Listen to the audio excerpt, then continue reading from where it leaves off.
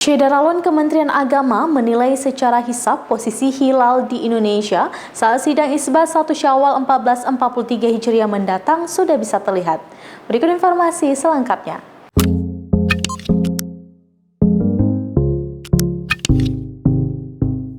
Syederalun Kementerian Agama menilai secara hisab posisi hilal di Indonesia saat sidang isbat 1 Syawal 1443 Hijriah mendatang sudah bisa terlihat.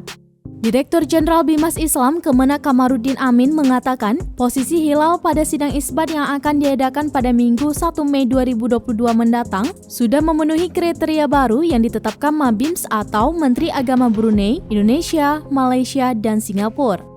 Di Indonesia, pada 29 Ramadan 1443 Hijriah yang bertepatan dengan 1 Mei 2022, tinggi hilal antara 4 derajat 0,59 menit sampai 5 derajat 33,57 menit dengan sudut elongasi antara 4,89 derajat sampai 6,4 derajat.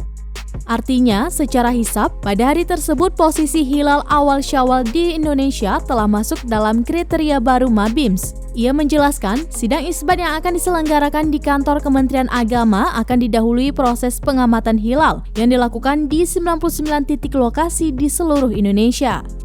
Menurut kriteria baru Mabims, Imkanur Ruqyat dianggap memenuhi syarat apabila posisi hilal mencapai ketinggian 3 derajat dengan sudut elongasi 6,4 derajat.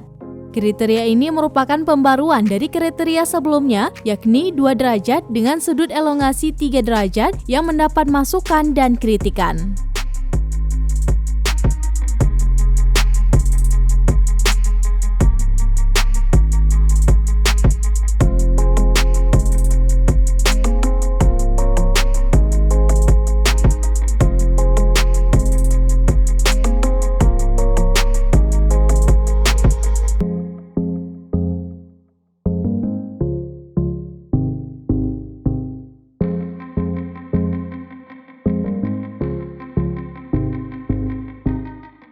Demikian informasi terkini, Syederalun saksikan terus beragam informasi menarik lainnya di kanal YouTube Serambi On TV, di Facebook Serambi News, dan website serambinews.com.